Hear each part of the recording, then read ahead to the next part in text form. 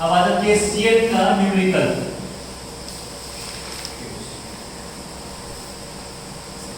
KCL के numerical करते हैं, समझदार क्या? अब न्यूमेरिकल करते हैं। सबसे पहला numerical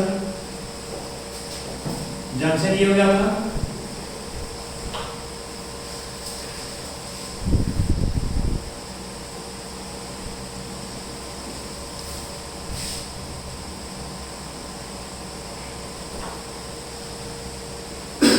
junction O A B C D E।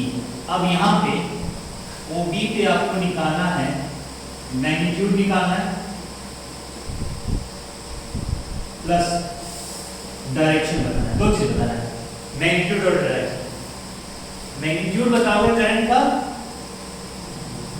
और डायरेक्शन बताओगे करंट का। बताओ। डेफिनेशन पढ़ा था, इनकमिंग करंट किसके बराबर? आउटगोइंग के। तो यहां पे लिख देते हैं इनकमिंग IC, आउटगोइंग OC। अब आउटगोइंग कौन सा है? 3 और 4, तो कितना हो गया? यहाँ पे 3 + 4 5 हो गया। इनकमिंग कौन कौन सा है? 2 और 7, तो 2 + 7 कौन सा बड़ा है? देखो इनकमिंग बड़ा है ना, ये छोटा है, तो ये वाला कौन सा होगा? आउटगोइंग हो जाएगा। तो यहाँ पे आउटगोइंग पे कर देते हैं x। अब वैल्यू निकल जाएगी इसकी 7 उधर जाके, तो ये हो गया 9 - 7 x। तो x की वैल्यू कितनी होगी? 2 एम्पियर। अच्छा, सब जो बड़ा होगा, जिसका साइड बड़ा होगा प्लस करके उसके ठीक अपोजिट साइड डाल देंगे। जिस पे कमी दिख रहा होगा उसमें रख देंगे उसकी वैल्यू। इनकमिंग आउटगोइंग ज्यादा दिक्कत हो जाएगा, तो आप इनकमिंग कर दो एक जगह आउटगोइंग कर दो।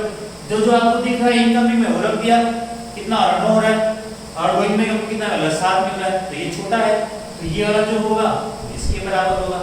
तो यहाँ पे हमको क्या दिख गया? ये 2 एम्पियर आउटवर्ड, बाहर की तरफ।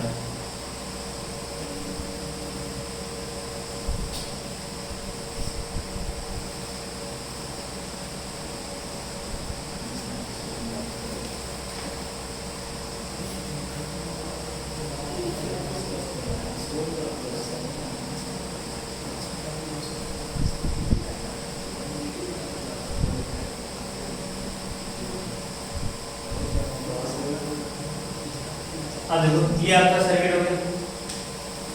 इस जगह पे आपको निकालना है करंट की वैल्यू, इस कोने पे निकालना है कितना करंट होगा यहाँ पर। इसको सॉल्व करने के लिए कोई सा कोना पकड़ लो, ठीक है? कौन सा कोना पकड़ोगे? ये कोना पकड़ लो, ये कोना पकड़ लिया। अब देखो यहाँ ऊपर की तरफ कितना जा रहा है? 2 और 3 बाहर, कोई मतलब नहीं। बट यहाँ पे कहीं ना कहीं से तो आया होगा। कहाँ से आया होगा? हम ले लेते हैं यहाँ से आता है, क्योंकि इधर की तरफ आपको निकालना है, इसलिए इसको सोर्स नहीं ले सकते, डेस्टिनेशन लेंगे इसको। यहाँ पे खत्म होना हमारा, तो सोर्स इसको ले लेते हैं। सब का सब देखो आने में 2 ले, 3 4 7 7 1 8 यहाँ पे आया, तो 3 ऊपर चला गया, नीचे कितना जाएगा? 5 नीचे चला गया, कोई दिक्कत? अब 5 और 2 कितना हो गया? 7 इधर की तरफ। इनकमिंग ये हो गया आउटगोइंग 7। अब 7 इधर की तरफ, 2 इधर की तरफ, कहाँ 5 नीचे, दोनों सम हो रहा है ना, इनकमिंग है। अच्छा, तो नीचे जाएगा। हाँ नीचे जाएगा, तो आउटगोइंग होगा, आउटगोइंग कितना हो जाएगा? 9 हो जाएगा। तो इसकी वैल्यूएशन कितनी? 9 एम्पियर आउटगोइंग।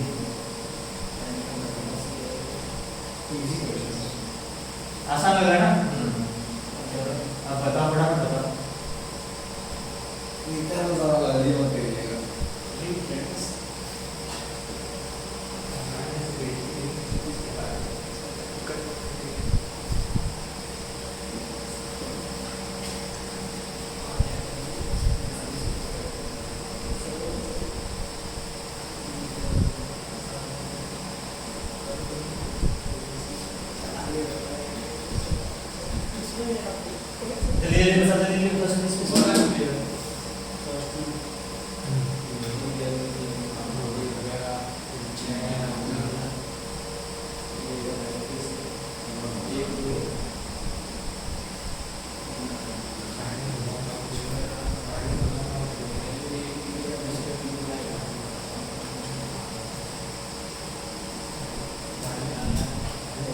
अब ऊपर वाले बताते हैं 1 आउटगोइंग, 2 की इनकमिंग है, 3 इनकमिंग है, 2 आउटगोइंग है, एक चाहिए 1 आउटगोइंग, एक यहाँ जाएगा बराबर करने के लिए।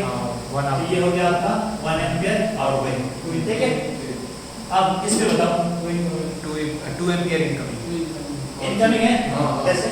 सर आउटगोइंग ज्यादा हो गया ना, हाँ, इनकमिंग कम हो गया, तो अब यहाँ पे दे देंगे 2, तो 6 2 8 निकल गया।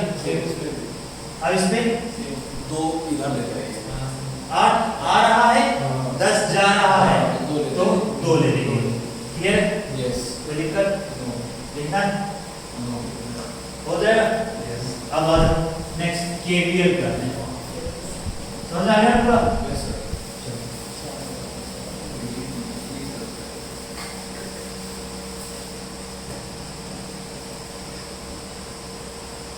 केवीएल का एक और नाम होता है लूप लॉ और मेश लॉ। यहाँ पर क्या करते हैं, जितना भी वोल्टेज होगा, समेशन ऑफ वोल्टेज होगा, तो उसको सम करके देखेंगे कितना आ रहा है। अब एक एग्जांपल हम सर्किट में ले लेते हैं।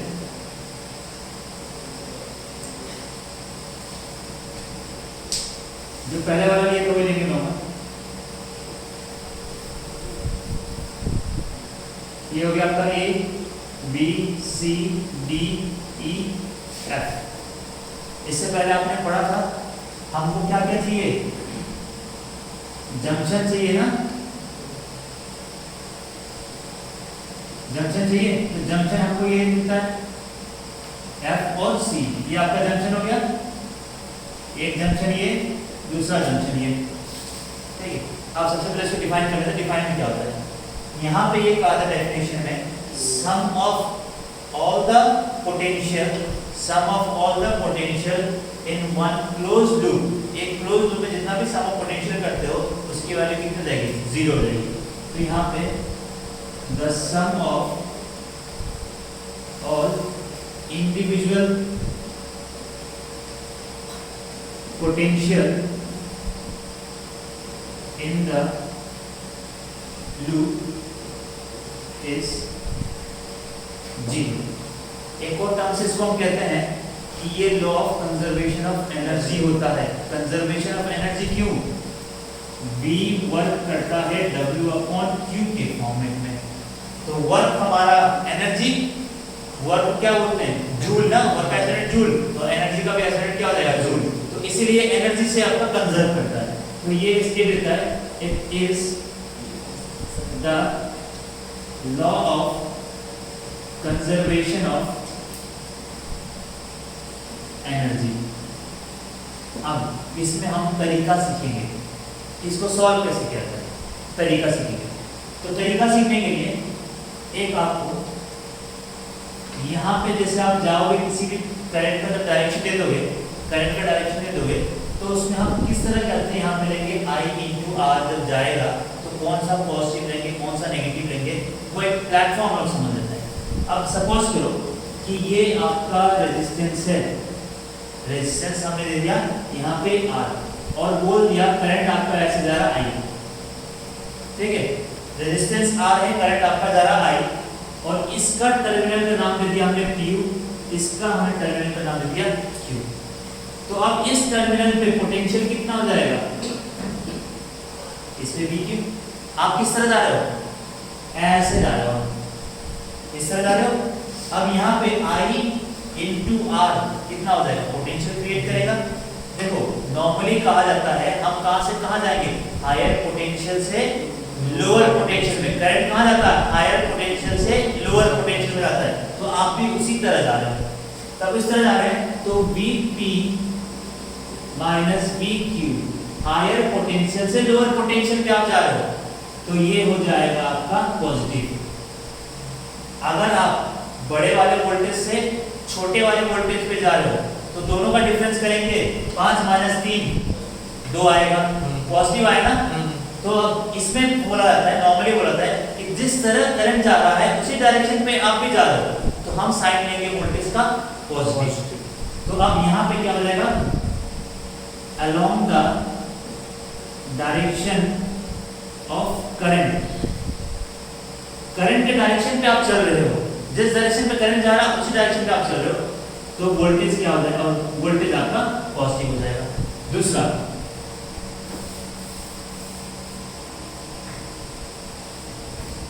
ये हो गया आपका P, ये हो गया आपका Q। हमने कहा यहाँ पे कितना रेजिस्टेंस है, R रेजिस्टेंस है। अब ये वाला करंट ऐसे ही जा रहा है I, यहाँ पे I आपका यहाँ पे जा रहा है। आपने कैसे चल पड़े, आप ऐसे जा पड़े, यहाँ पे आप ऐसे जा रहे हैं और यहाँ पे आप उल्टे डायरेक्शन में जा रहे हो।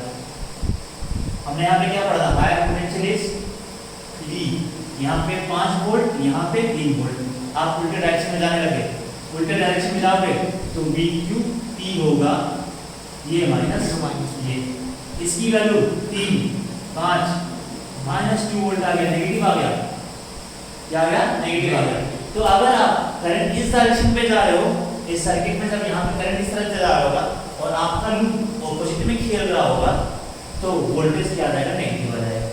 तो यहाँ पे हम लेंगे नेगेटिव वोल्टेज। अब इसको आसान तरीके में लिखते हैं, यहाँ पे आसान तरीके में लिखा था along the direction of current, तो यहाँ पे क्या लिखेंगे, opposite the direction of current, ये हो जाएगा नेगेटिव। जैसे साइन कन्वेंशन होता है ना, साइन का इंडिकेशन करते हैं, लास्ट टाइम में क्या हुआ, फोकल लेंथ में साइन इंडिकेशन, मिरर में क्या था, तो यहाँ पे भी क्या है, साइन इंडिकेशन करें, साइन बताएंगे कब पॉजिटिव लगाना है, कब नेगेटिव लगाना है। करंट के साथ आप चल रहे हो तो पॉजिटिव लोगे, उसके बाद करंट के ऑपोजिट जा रहे हो तो नेगेटिव लोगे। दो चीज यहाँ पे और दिक्कत करेगा आपको, एक ये दिक्कत करेगा, ठीक है, ये ऐसे दे रखा है पॉजिटिव नेगेटिव। अब दूसरा चीज ऐसे,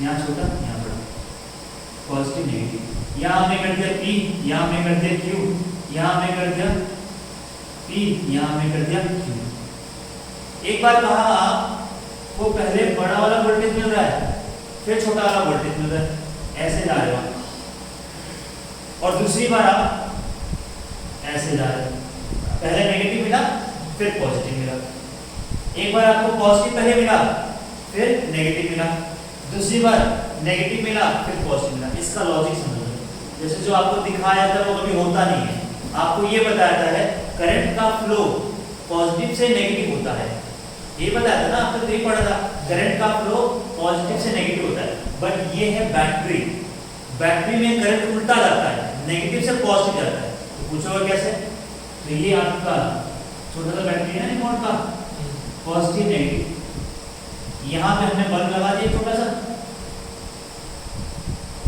यहाँ से करंट जाना शुरू कर दिया, जल पड़ा। अब बैटरी के अंदर कैसे जाएगा, नेगेटिव से पॉजिटिव, बैटरी के बाहर पॉजिटिव से नेगेटिव जाता है, बैटरी के अंदर नेगेटिव से पॉजिटिव जाता है, तो बैटरी के अंदर नेगेटिव से पॉजिटिव जाएगा।